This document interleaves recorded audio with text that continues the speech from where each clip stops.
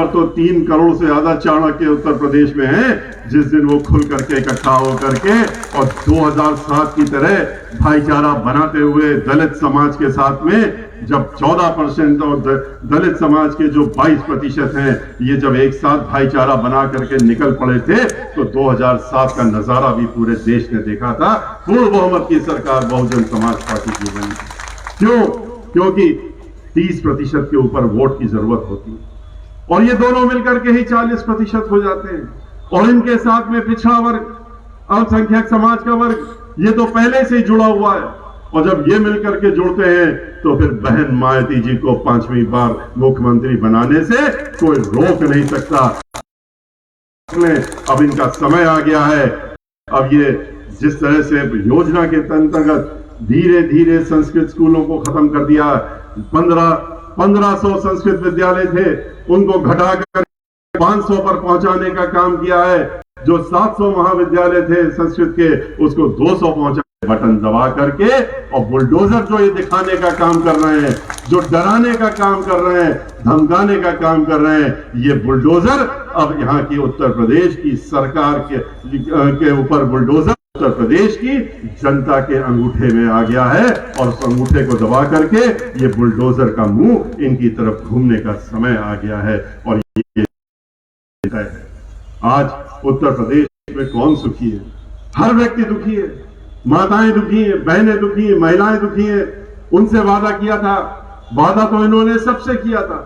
झूठ बोलने में तो इनकी फिर से घूम रहे हैं आपके बीच में झूठों का पुलंदा लेकर के। तो अब मिला लगाने का 5वां साल जब चला जा रहा है तब मिला है। महिलाओं से कहा था कि हम तुमको जो है सुरक्षा देंगे, तुम्हारी रसोई जो है बहुत सस्ती कर देंगे, अनाज सस्ता कर देंगे। और हमको वो तो झूठ नहीं बोलते हैं, महात्मा लोग तो झूठ नहीं बोलते हैं और महाराज झूठ नहीं बोल रहे होंगे। तो लेकिन उसके बाद क्या हुआ? उसके बाद कौन सी सुरक्षा दी है? ये हम नहीं अपनी रिपोर्ट आपके सामने रख रहे हैं, ये सरकारी रिपोर्ट है। एनसीआरबी की रिपोर्ट के अंतर्गत हर 2 घंटे में उत्तर प्रदेश में एक महिला के साथ में दुराचार और बलात्कार हो रहा है। क्या यही सुरक्षा देने की बात कही थी इन्होंने? इन्होंने बेरोजगारों को धोखा दिया। जैसा कि हमारे पूर्व वक्ताओं ने आपसे बताया 2 करोड़ नौकरियां दे देंगे। उसके बाद क्या किया? नौकरियां तो नहीं दी। जब वो आंदोलन करके विधानसभा में पहुंचे तो उनको देने का काम लाठी और डंडे का किया। उनके सर फोड़ दिए। सर से जब तक खून नहीं निकला तब तक लाठियां चलाते रहे। और उन नौजवानों ने कहा कि आपने तो कहा था 2 करोड़ नौकरी देंगे, लाठी की बात तो नहीं की थी। उन्होंने कहा कि तुम लोगों ने गलत सुना होगा, हमने ऐसे तो पहले भी कहा था 15 लाख हर एक के खाते में चले जाएंगे। क्या 15 लाख किसी के खाते में नहीं दिए? तो इसलिए तुम्हें नौकरी की उम्मीद अगर थी तो गलत थी। लेकिन चलो, तुम पढ़े लिखे हो, पीएचडी होल्ड करते हो, डिग्री लिए हो, इंजीनियर हो, तो हम तुम्हें एक सलाह दे देते हैं। और सलाह क्या दे रहे हैं कि तुम जो हो जा करके पकौड़ा बेचने का काम करो। तुम पकौड़ा बेचो क्योंकि तुम पढ़े लिखे हो। नहीं मानती, और इसलिए नहीं मानती क्योंकि हमारी तो पार्टी ही गरीब, हमारी पार्टी मिशन है पहले, पार्टी पॉलिटिकल पार्टी बाद में है और गरीबों के लिए काम करती है। दिन रात 24 घंटे गरीबों के बारे में सोचने का काम होता है, उनके लिए काम करने का काम होता है। हमारी मुखिया बहन मायावती जी 24 घंटे में 18 घंटे अगर काम करती हैं तो वो सिर्फ और सिर्फ गरीबों के बारे में। इन्होंने बेरोजगारी के नाम पे बेरोजगार लोगों को धोखा दिया। रोजगार के नाम पे नौकरी देते कहां से? सारी चीजें तो जैसा कि अभी आपने सुना, श्री नकुल दुबे जी ने आपको बताया, हर चीज तो बेच दी इन्होंने। देश के जितनी आपकी संपत्ति आपने इतने 70 वर्षों में 75 वर्षों में बनाई थी, आपके अपने टैक्स से बनी थी, उसको एक एक करके बेचने का काम कर दिया। और बेच करके वहीं पर तो सरकारी नौकरियां मिलती थी, चाहे तेल कंपनियां हो, चाहे लाइफ इंश्योरेंस हो, तो वो भी बेच दिया। बैंकों को भी बेच दिया, रेलवे को बेच दिया, तेल कंपनियों को बेच दिया, बिजली घरों को बेच दिया। छोड़ा क्या? उत्तर प्रदेश में जहां जहां नौकरी मिलती थी, जहां जहां सरकारी उपक्रम थे वहां नौकरी मिलती थी, चाहे पीडब्ल्यूडी हो, चाहे इरिगेशन डिपार्टमेंट हो, चाहे जल निगम हो, चाहे नगर निगम हो, चाहे नगर पालिका हो, चाहे ब्रिज कॉर्पोरेशन हो, यही तो लाखों की संख्या में लोग नौकरी कर रहे थे, सरकारी नौकर थे।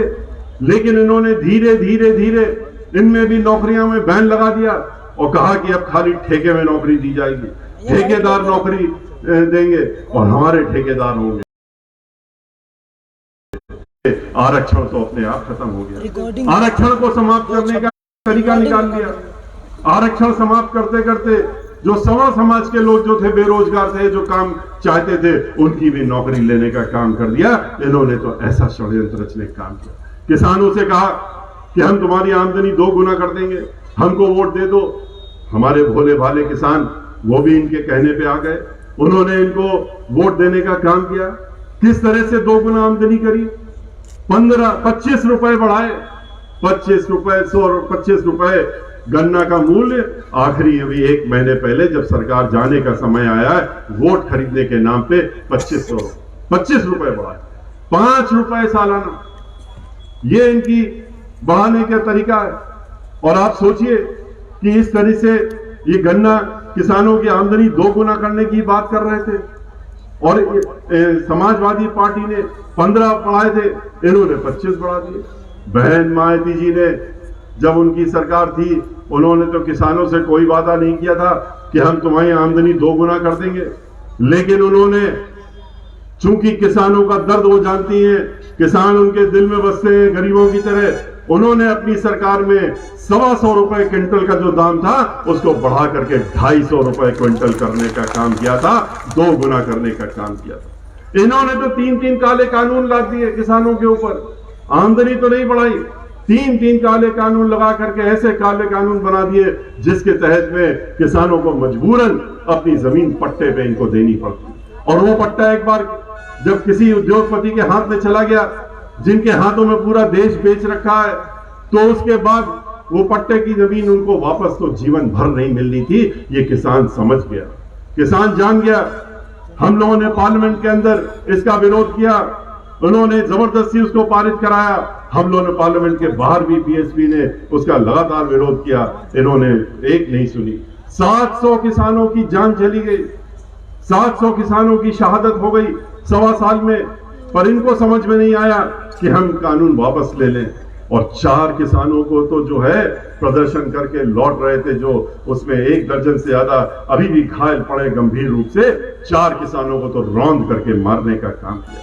और इनके मंत्री, उनके लड़के उसमें लिप्त। और उसके बाद भारतीय जनता पार्टी कहती है हमको कोई अपराधी नजर नहीं आ रहा, अपने करीब दूर दूर तक नजर नहीं आ रहा है। और बगल में उनके खड़े हैं मंत्री जी, और उनको अभी भी रखे हुए हैं साथ में। उनको हटाने बर्खास्तगी की बात नहीं करते हैं, कहते हैं अभी तो चुनाव निकल जाने दो, किसानों को असली सबक तो तब सिखाएंगे। 2 दिन पहले इनके जो किसान, जो एग्रीकल्चर मंत्री हैं तोमर साहब, उन्होंने स्वयं महाराष्ट्र में एक कार्यक्रम में इस बात का खुलासा कर दिया, जिसको कि पहले इनके कई साथी कर चुके थे, गवर्नर भी कर चुके थे, कि ये कानून तो हम वापस ले रहे हैं, चूंकि चुनाव आ गया है, चुनाव सर पे आ गया है, इसलिए हम वापस ले रहे हैं। क्योंकि किसान हमारे एमएलए को भी अपने घर में नहीं घुसने दे रहा है, तो वोट क्या डालने देगा, इसलिए हम वापस ले रहे हैं। लेकिन ये कानून हम दोबारा लेकर के आएंगे। इस बात का खुलासा महाराष्ट्र में अभी एग्रीकल्चर मंत्री ने खुद करने का काम किया। तो ये चुनाव के लिए ये काम कर रहे हैं। ये न किसानों के हुए, न मजदूरों के हुए। पहले जीएसटी ला दी, जीएसटी लाते के साथ साथ में नोटबंदी करके जितने भी छोटे मझौले और उद्योग थे सबके सब बंद करा दिए। सब लोग बेरोजगार हो गए। वहां पर कितने लोगों ने तो आत्महत्या कर ली, पर इनको कोई असर नहीं होता। और बैंकों को लुटवा करके लाखों 20 लाख करोड़ रुपए लेकर के विदेशों में तो भेज दिया। अगर 10,000 रुपए का भी कर्जा रह जाता है तो बैंक वालों को घर में भेज देते हैं, कुर्की कराने के लिए भेज देते हैं, गरीबों के साथ इस तरह का माहौल करते हैं, इस तरह का काम करते हैं। इनके पास पैसा पे चारों तरफ घूम करके प्रचार करने के लिए है, पर धर्म के नाम पे करते क्या है? सबसे बड़ा अधर्म जो है अगर होता है तो इनके द्वारा होता है। और ये करते हैं, ये भगवान राम को भी बेचने का काम करते हैं, भगवान राम के नाम पर वोट लेने का काम करते हैं। ये सीताराम कभी नहीं लेते हैं, सीता के बारे में बात भी नहीं करते हैं। हम लोगों ने, हमारी सरकार थी, हमने अयोध्या में समग्र विकास किया था। उस समय अयोध्या में जो 14 कोसी अयोध्या का विकास करने का, उस सड़क को बनाने का काम किया था। हमने सरयू नदी के तट को ठीक करने का काम किया था, वहां के घाट को ठीक करने का काम किया था। हमने सीवेज ट्रीटमेंट प्लांट लगाने का काम किया था वहां पर, लेकिन हमने वोट नहीं मांगा उनके नाम से। हमने जहां पर सीता जी और बिठूर में जाकर के लव कुश के साथ में रही, हम लोग वहां पर भी गए, वहां जाकर के लगभग 150 करोड़ रुपए खर्च करके वाल्मीकि आश्रम को ठीक करा, वाल्मीकि मंदिर बनाने का काम किया वहां पर, वहां सीता रसोई ठीक करने का काम किया, वहां पर समग्र विकास करने का काम किया, क्योंकि हम लोगों के लिए ये आस्था के स्थान आस्था के लिए होते हैं। किया हम लोगों ने, चाहे वो बिजली घर बनाने की बात हो, चाहे वो बस अड्डा बनाने की बात हो, चाहे 29 किलोमीटर की परिक्रमा, पूरी परिक्रमा स्थल बनाने, सड़क बनाने का काम हो, कच्ची पक्की और फुटपाथ सब चीजें, और चाहे वो पूरे अयोध्या में सीवेज ट्रीटमेंट प्लांट बनाने की बात हो, चाहे विधवा आश्रम बनाने की बात हो, चाहे वहां पर 100 बेड का अस्पताल आधुनिक बनाने की बात हो, और चाहे बिजली घर बनाने की बात हो, ये सारे काम, चाहे मेला देने की बात हो, ये सब हम लोगों ने अपनी सरकार में किया था। इसी प्रकार से बनारस में भी काम किया, लेकिन ढोल नहीं पीता। जहां जहां जिसके भी धर्म के स्थल है, जिसके भी हैं, हम लोगों ने वहां समग्र विकास करने का काम किया, क्योंकि ये एक दायित्व है हमारा कि वहां पर लोग आते हैं, आस्था से आते हैं। पर ये इनको पर्यटक स्थल बना रहे हैं, पर्यटक स्थल बनाने का काम कर रहे हैं। अयोध्या में तो इन्होंने नींव भी नहीं खोदी है। 2 वर्ष हो गए, अगर ऐसा ही था, राम के नाम पे वोट मांग रहे थे, तो 2 वर्ष हो गए सर्वोच्च न्यायालय के निर्णय के आए हुए, अब तक तो मंदिर बन करके वहां मंदिर में भगवान राम लला को बैठा होना चाहिए था और उसके अंदर पूजा हो रही होती। इन्होंने तो, हम तो 23 जुलाई को गए थे तो नींव भी नहीं खोदना शुरू किया था। हमने जब इनका खुलासा किया कि कहां गया वो रुपया जो लाखों करोड़ रुपया इकट्ठा किया था मंदिर के नाम पे, वो कहां ले गए तुम लोग, उसका खुलासा करो। खाली घपला तो सामने आ गया। जमीन फरोख्त में आप लोगों ने भी देखा कितना घोटाला हो रहा है, वो नजर नहीं आया, उसकी नींव नजर नहीं आई। जब इस बात का खुलासा किया तो 23 जुलाई को हम गए थे, 24 जुलाई को मुख्यमंत्री जी पीछे पीछे वहां जल्दी से पहुंचे और वहां कुछ फावड़ा लेकर के मजदूरों को बुलाया, का फावड़े से खुदाई करना शुरू करो और तस्वीर खिंचा लो कि नींव खोदी जा रही है। तो इस तरह से ये इनका धर्म का सोच है, धर्म के बारे में सोचते हैं और धर्म के नाम पे आपसे वोट मांगते हैं। अभी फिर आएंगे और फिर आपसे वोट मांगने का नाम करेंगे, लेने का काम करेंगे। ये वो लोग हैं कि मुख में राम और पीछे क्या है वो तो अलग चीज है। तो इसीलिए इनका असली चेहरा उतारने की जरूरत है, देखने की जरूरत है, मुखौटा उखाड़ कर फेंकने की जरूरत है। ये किसके साथ में, ये किसके साथी है, ये कुछ तो बताएं। आज इन्होंने जैसा कि बताया 20,000 करोड़ रुपए अपने ऊपर खाली खर्च कर रहे हैं विज्ञापनों में दिखाने के लिए। अगर यही रुपया इन्होंने उनके ऊपर लगा दिया होता, अस्पतालों में लगा दिया होता, कोरोना के दौरान में ऑक्सीजन दे दी होती, इंजेक्शन दे दिए होते, दवाइयां दे दी होती, तो लाखों की संख्या में उत्तर प्रदेश में लोग जो मर गए वो मरते नहीं, वो आज जिंदा होते, हमारे बीच में होते। उनको दफनाने की जगह नहीं मिली, उनको जलाने की जगह नहीं मिली, लकड़ी कम पड़ गई, स्थान कम पड़ गए, यहां तक कि फिर गंगा नदी में फेंकने का भी काम हुआ इनकी इस सरकार में, और गंगा नदी के किनारे उनको दबाने का काम हुआ। किस तरह से जानवरों ने वहां जाकर के उनको नोचा खसोटा, बाद में वो भी दृश्य, घिनौना दृश्य हम लोगों ने देखा और सबने देखा, लेकिन उसके लिए पैसा नहीं था इनके पास। जो लोग सड़कों में चलते चलते मर गए, हमारे प्रवासी मजदूर, उनके लिए पैसा नहीं था इनके पास, और ये पैसा खाली अपने ऊपर विज्ञापन पे लगाने का।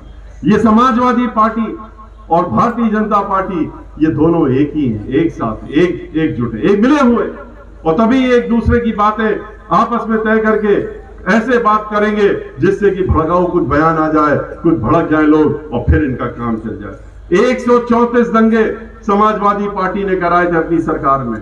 दंगे होते नहीं है, दंगे कराए जाते हैं, और 134 दंगे जिस पार्टी ने कराए तो अकेले नहीं होते हैं, उसके लिए कोई सहयोगी भी चाहिए होता है। और इनका सहयोगी कौन है?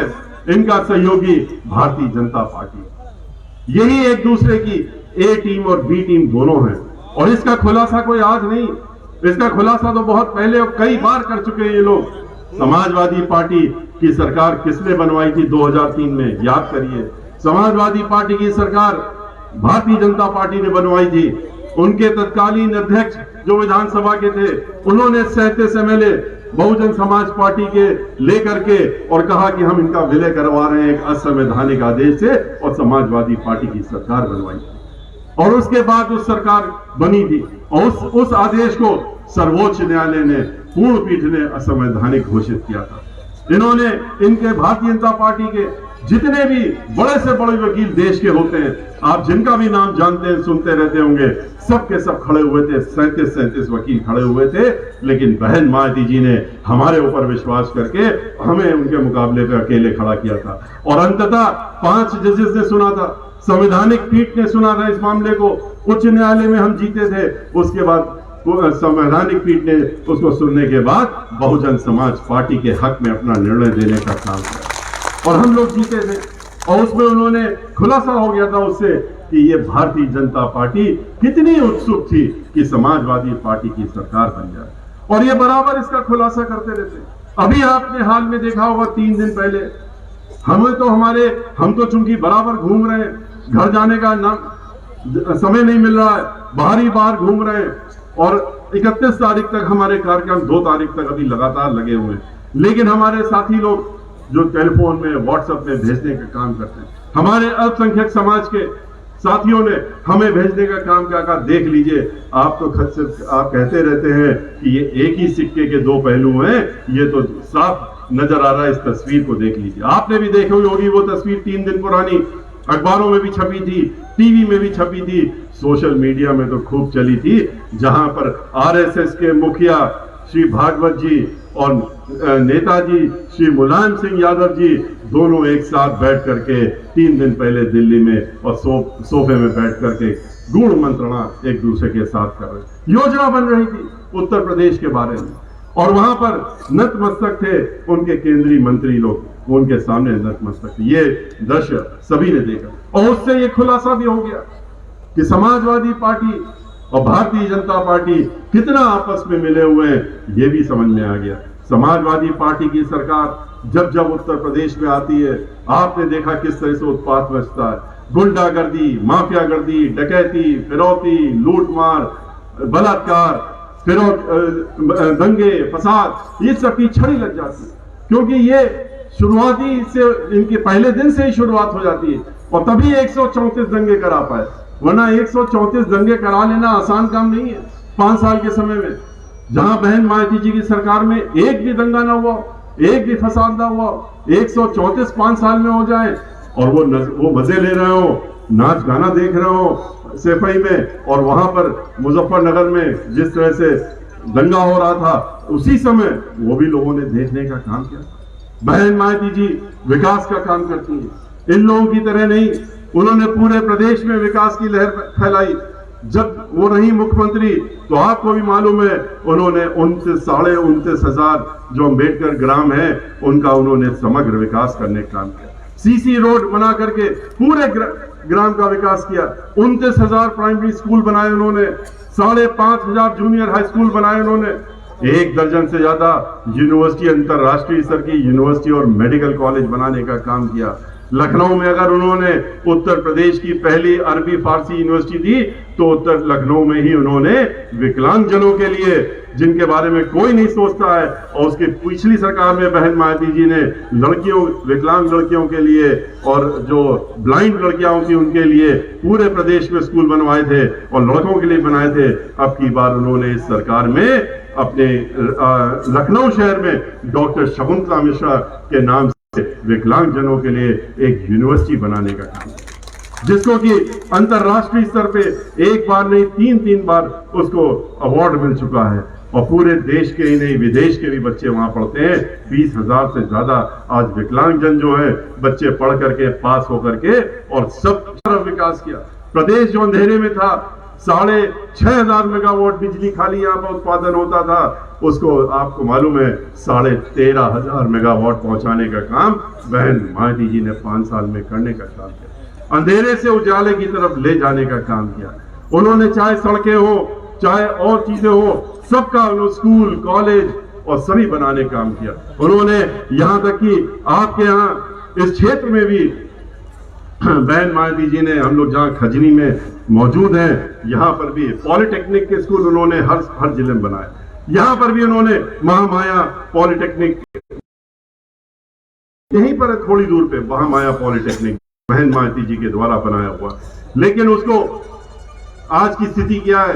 6 महीने से बंद पड़ा है क्योंकि उसको बिजली का बिल नहीं दे पा रही, वो पॉलिटेक्निक सरकार नहीं दे रही है और उन्होंने उस पॉलिटेक्निक स्कूल को धीरे धीरे बंद कराने का काम। इसी तरह से कोई मतलब नहीं, कोई लेना देना नहीं है।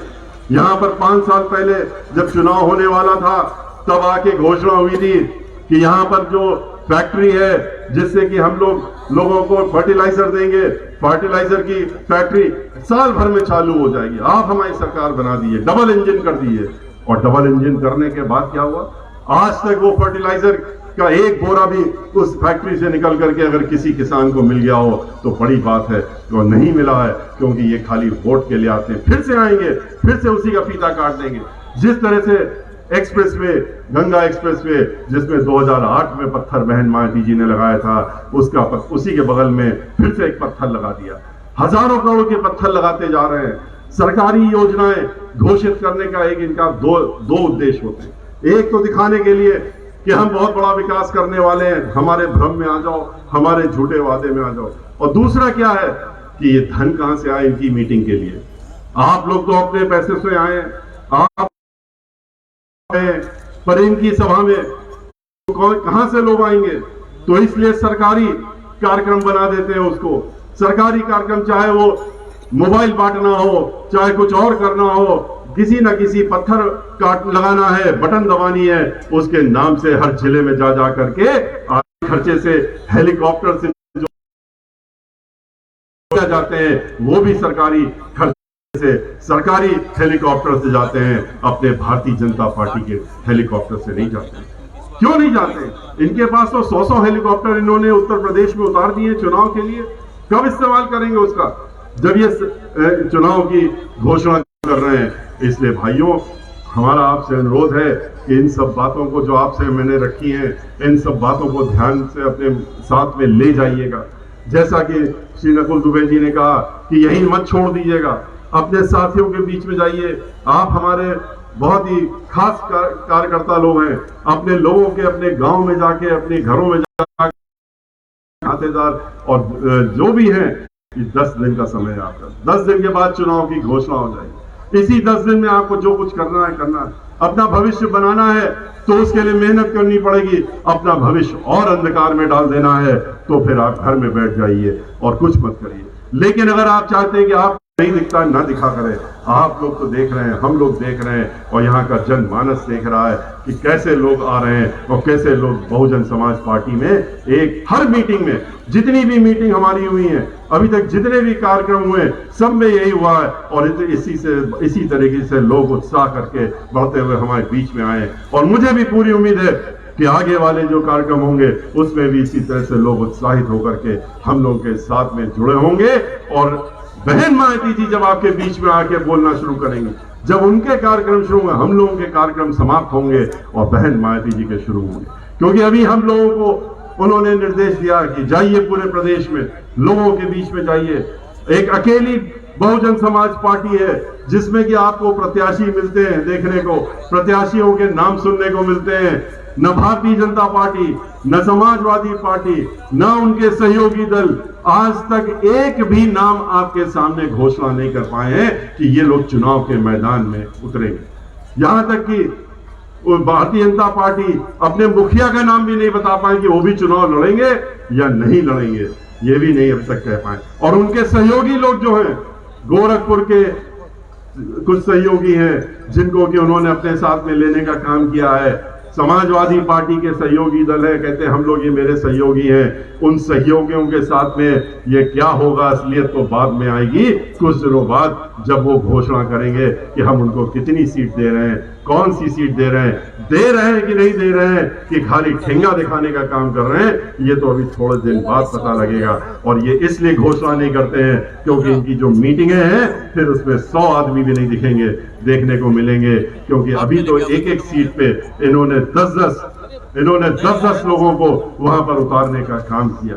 10-10 लोगों को उन्होंने एक सीट पे कहा है कि तुमको हम दे देंगे और तुम लोग मैदान में आओ, इस तरह का करने का काम किया। इसलिए हमारा आपसे कहना है कि इनको भूलिए नहीं, और खास तौर से इनका वो दर्दगी वाला चेहरा भी मत भूलिएगा जो मैं आपसे अंत में अपनी बात रखते समय कर रहा हूं, जिसमें कि इन्होंने इन्होंने हमारे दलित समाज की बेटी के साथ में किस तरह से हाथरस में इन्होंने दरिंदगी की, और दरिंदगी करने के बाद में उसके साथ में जब बलात्कार हुआ, बलात्कार करने के बाद में उसका मृत शरीर भी उनके घर वालों को नहीं दिया। उसकी मां रोती रही, बिलखती रही, घर वाले रोते रहे, बिलखते रहे कि हमको अंतिम संस्कार करने दो, नहीं दिया।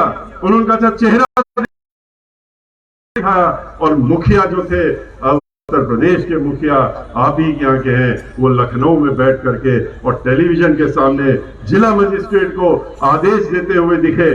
तस्वीरें उनकी छपी कि वो कह रहे हैं कि किसी भी हालत में इसका मृत शरीर जो है इनके घर वालों को नहीं है, इसलिए उसका शरीर मत देना। और फिर कितना घृणितकार हुआ वो भी आपने देखा।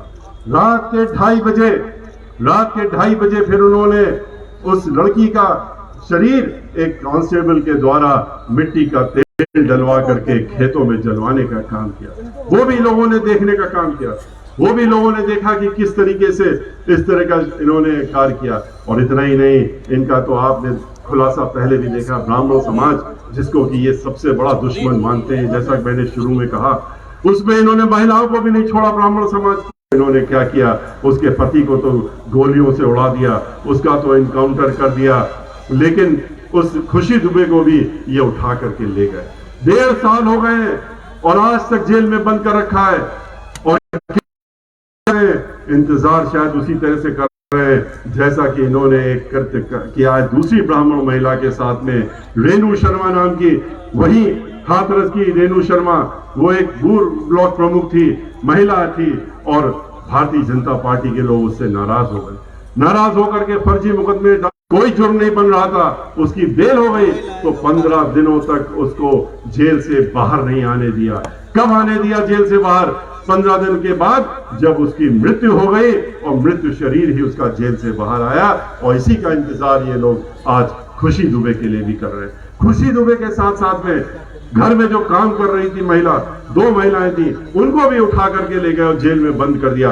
एक के साथ में तो 6 साल की बच्ची और 3 साल का लड़का था, उसको भी इन्होंने नहीं छोड़ा, उसको भी ले जा करके जेल में बंद करके और अभी तक रखने का काम किया। ये वो सरकार है, ये वो मुखिया है जो कि कहते हैं कि हम तो महात्मा हैं, हम तो महाराज हैं, हम तो योगी हैं, हम तो सबके बारे में सोचते हैं। ये उनके राज्य में ये हो रहा है। तो अगर ऐसा ही राज्य, हम लोगों ने तो कभी नहीं सोचा था कि ऐसा राज्य एक महात्मा के नाम पे मिलने का काम होगा।